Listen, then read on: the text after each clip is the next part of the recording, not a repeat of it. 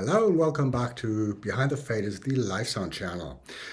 Today I want to talk about being a support band for a tour or one-off, doesn't really matter. And the idea came from a coaching call that I recently had where somebody said, I'm working with this band and they got booked for a little tour as a support band.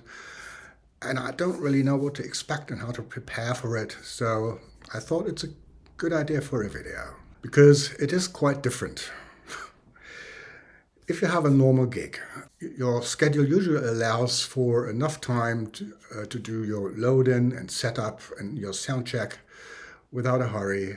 And after the show, it kind of takes as long as it takes within reasonable boundaries, I'd say.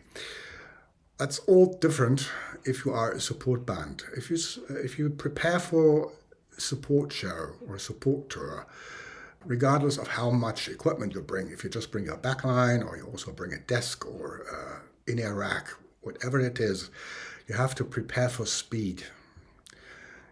You have to prepare for the most important 10 minutes of every show day, and those are the 10 minutes you usually have to clear the stage after your performance, to make room for the headliner and get out of their way. And also, you should be on stage pretty fast, just in order to be given enough sound check time. And by the way, if you're unsure about how to perform a quick and effective sound check, there's a video that I made about that, and I'll link it in the video description. So the rules are: be quick on stage, clear the stage quickly, stay out of the way of the headliner as much as you can. So if you've never done that before, really think it through carefully. Is it just you and the band? So the band will have to clear the stage by themselves right after the show. Not very elegant, but sometimes it just has to be that way. Are you planning for yourself to make it back onto the stage in no time from front of house, which can be tricky depending on the venue and how many people are there? I've seen it happen many times, but it's doesn't really work that well at times. Can you afford to bring another person on that tour or for that show just to help getting the backline off the stage and also onto the stage? Maybe, I don't know, maybe a friend of the band who's willing to help out for a little money or something. If there will be stagehands on those shows or on that show, are you allowed to use them, at least for the changeover? All these questions should be asked and solved. So really make sure you know what you're doing before you arrive.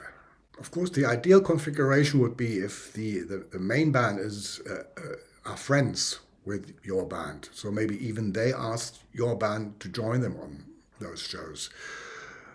That's pretty ideal because that's a kind of friendly environment from the get-go. But very often it doesn't work like that. So you have no idea who the headliner is, at least not in person. So again, you better show up well prepared, knowing what you're doing. So you have no idea what to expect. You have no idea how the headliner or the crew of the headliner will be treating you.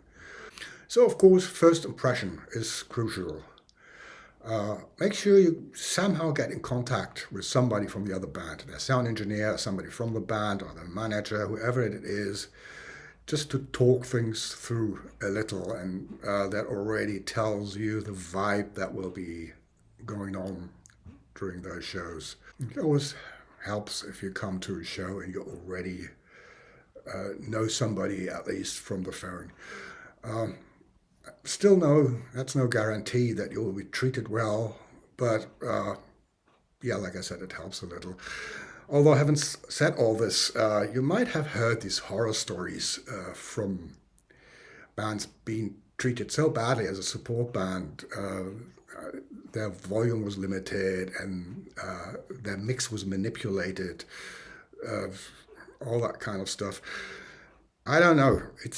I heard these stories, but I've never experienced anything like that, at least not to that extent. The the worst thing that happened to me was a few years ago. I was on tour in England as the sound engineer of the support band for a well-known British rock band. And the band was English. The crew was partly German. So I found their main backliner, who was a German, and we talked things through. And he was familiar with the band I was working for, and he even helped us find a spot in London for tour rehearsals. And he said, "Don't worry, my band doesn't even sound check, so there will be plenty of time for you." And I thought, well, great. Turns out their sound engineer was an American, and he had a very strong attitude about him being the headliner or the headliner's sound engineer. So at the very first gig, it turned out, I mean, we had a really good band. And first of all, we had a great playing drummer with a great sounding drum kit. So the guy kind of realized he had a bit of a hard time keeping up with the sound we were getting. So from then on, well, the way they dealt with sound check or no sound check, they did a crew line slash sound check because they used local monitor engineers. So they made a line check with the crew, and during that line check, they set up the monitor for their band. And from that day on, that sound engineer would extend this line check in a way that left us with almost no time for sound checking every day. There was one day where the load-in went really fast and their setup was really quick as well. So they were done really early and had hours and hours left to do their line check. And then they would start the line check, and then the guy in the middle of the line check would make them take a break. And they went to some bar around the corner for an ice cream or something. That's how he treated us. But that was pretty much the worst treatment I can remember. Usually it all went very well. Of course, it also depends a bit on the size of the tour and the kind of production you're working with. I remember many years ago I was on tour with a band supporting R. Kelly. That was when he was still successful and nobody yet knew what kind of guy he was.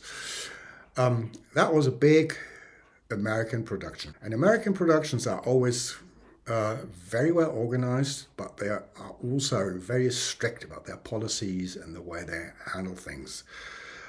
And they brought, along with the American production, they brought a German production manager or stage manager. And me and the monitor guy, we knew that guy. And we had worked together and we liked each other. And that was the only reason why they gave us some stage hands, at least for the changeover, when we had to leave the stage quickly. Otherwise, they wouldn't have given us any stage hands. That's just how these American productions work. So that's not about being evil. That's just how they work. So again, prepare well, have your shit together, plan out how to get on stage fast and off stage fast. Of course, be friendly, stay out of the headliner's way as much as you can. At least that's the right approach when you actually enter the tour. And then you will see how it goes. Another question is, what should you bring onto that tour? How much equipment? Because in order to be quick, it seems logical that you bring as little as possible, so maybe just the backline. But as important as keeping these time slots is, there's still other things to consider. So I really strongly recommend that you bring your own desk. Because sharing maybe the local desk with the headliner sound engineer can also be a bit tricky, and you will get in his way somehow, or you will have very little time to prepare. Of course, it's something else you have to set up, especially if you have to run your own connection to the stage.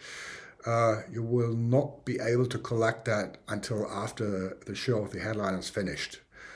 So it will take you more time. But then again, you can stay out of the way of the headliner sound engineer. You have a lot more time to prepare every day. So after all, it makes your life easier. Uh, Also, it's a good idea if you have the monitors out of the equation, meaning bringing your own in-ear rack would be very helpful because that's something you can always set up in some corner while the main act is setting up and sound check. And you could collect that after the changeover as the last thing while the stage is already clear. And that makes it so much faster to sound check because you don't have to worry about the monitors so much. Of course, you might argue if we bring our own in-ear racks and we use our own in-ear monitoring with our own desk, that will also mean we need to bring all our own microphones. Well, usually you're fine if you bring your own vocal mics and maybe your own kick drum mic. And then for all other mic types, pick something that everybody has. Use as many SM57s as you can, and you should be fine. So life as a support band engineer can be very convenient. After all, last in, first out. So it can be a pretty easy life, but it can also be hell on earth. And usually it's somewhere in between. But just make sure nobody can really complain about the way that you and your band handle the situation. Well, that's it for today. If you have questions, comments, leave them in the comment section. If you have a lot of questions, consider booking yourself a coaching call of 15 or 30 or 60 minutes or pretty much anything in between. And if you haven't already, please subscribe to the channel. Still a lot of people watching this are not subscribed. And it's just a click. It's totally free for you and it helps me so much. I'll see you around. Bye-bye.